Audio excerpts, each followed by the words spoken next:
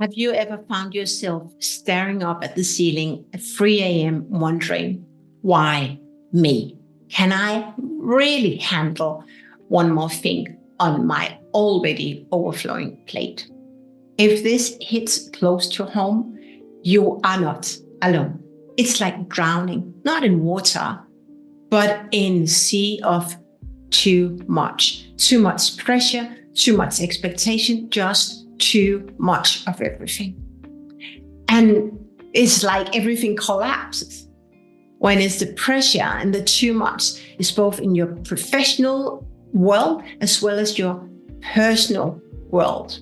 And right there, in that moment, you're faced with a choice: swim or sink. Hi, I'm Camilla Kalberg, and I'm glad you are here because today we are choosing to swim together. Today, I will share tools that I have learned that have transformed my life.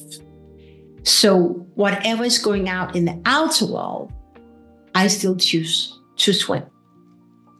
I'll share a handful of tools that I guarantee will transform your life if you're committed to really work on yourself. And those tools I share has not only transformed my life, but also countless of my clients. So let's dive in.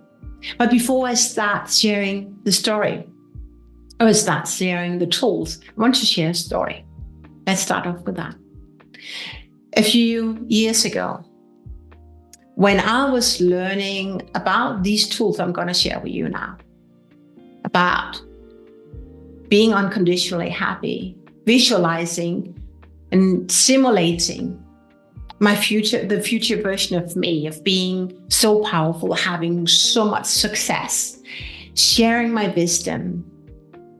When I had just embarked on that part of my personal development journey, my sister was diagnosed with cancer. And it was really difficult for me, to say the least, to learn how to be unconditionally happy when my sister was suffering from cancer. My coach said, it is possible. You can choose it. And that's one of the stories why I feel called to do this video for you. But there's also another story that is as important. And that is that right now, both my mom and dad require additional or extra care for whatever they are facing right now. And I am a critical engine to make that happen. Hadn't I learned the tools that I will share with you today, I would have drowned in the sea of too much. Because there's a lot that has happened in my life over the last 12 to 24 months. But I know it's possible to achieve that state where you're unconditionally happy, whatever is going out in the outer world. So let's dive in. With honing in on the concept of self, and the first thing you want to pay attention to is the stories that you tell yourself. What story do you tell yourself? Most people tell themselves stories they don't want to experience. I don't want this to happen. I don't want that to happen. Da-di-da-di-da. I did that myself. We forget that the power is in telling stories that make us happy. Right? We can be happy and be grateful for what that is today. So tell yourself stories that lift you up. If there's too much pressure at work, tell yourself a story that makes you happy. The more you tell stories that drains your energy, the more at the edge you will get, and the more you feel that it's getting overwhelmed and on the edge of burnout, rather than actually finding peace and happiness. And this is so essential, right? Because as leaders in life science, we've chosen that role I believe you have, is also about lifting other people up. If we don't know how to lift ourselves up, how can we ever lift other people up? So this, what I share today, is essential for your next level up or up level. So at the same time, when we are analyzing our stories and being on our thoughts and not in our thoughts, it's also about understanding why we're being triggered. Why do you allow yourself to be triggered? Most people are not aware of this. Neither was I. But I learned it, and it's really true. You can learn and choose not to be triggered. It's vulnerable work. It's tough work, because that's taking up the mirror of the concept of yourself right now. Is this really who I am? When I did that assessment, which I also offer my clients, I was crying. I was walking around the golf course, crying, saying, is this really me? I didn't know that. So I was keen to learn how to transform and have a better self-image, more in alignment of how I really showed up. So that was about being triggered. Be curious. Start really to be curious why you do what you do, why you say what you say. And all this come down to the root of that is the fear. We either act based on fear or faith and hope. When you have something you're looking forward to in the future, wow, let's do it. That's energy. But when you fear something, is my sister gonna die? Or like, oh no, in the past, or when he came in that way last time, he was angry. What now? Then we live in the past. And he was so angry at me. What is this fear about? So it's about learning to connect with your fear and really sit in it. Because most often that fear is irrational, but that fear keeps you stuck and in your comfort zone.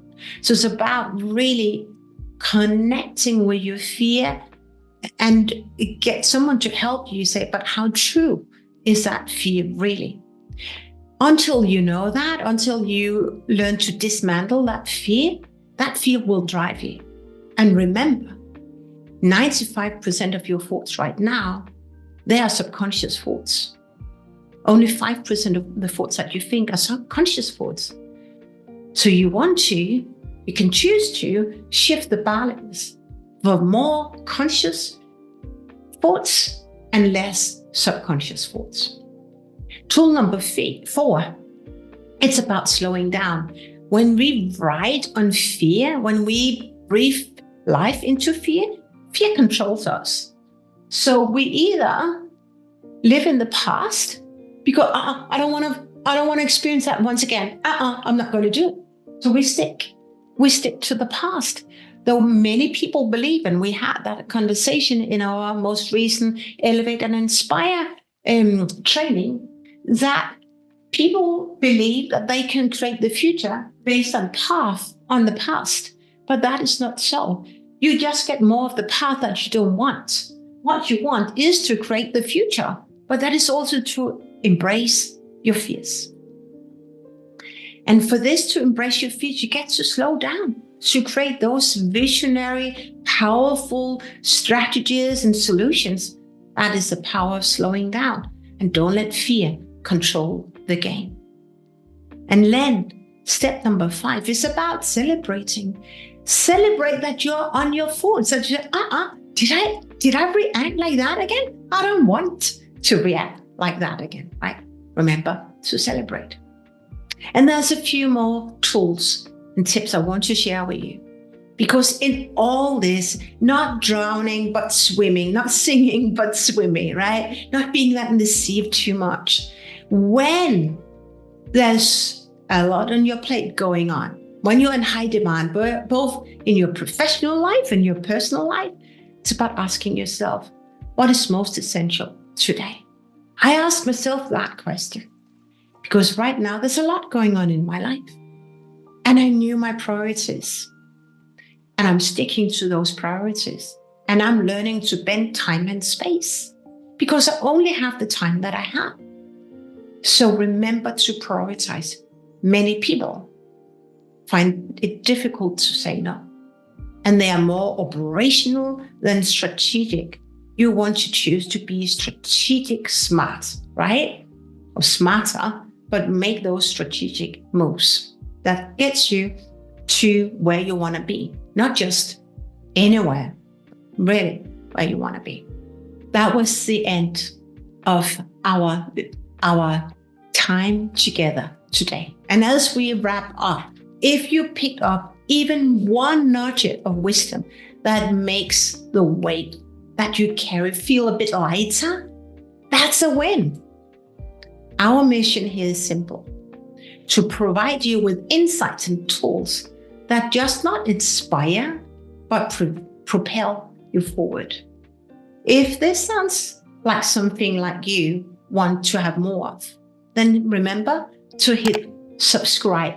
And remember also to like the video and drop in the comments what your key takeaway is, what you struggle with right now, and what you want me to create more of, so I can help you create a better life, become a better leader, where you tap into who you truly are with inner peace, and where you can lift other people up and go and make that mark in the world, because the world needs you more than you know right now. So thank you for staying to the end. I appreciate your time. Together, let's build more than just a channel. We are creating a movement of leaders in life science ready to make an impact. Let's make this journey count.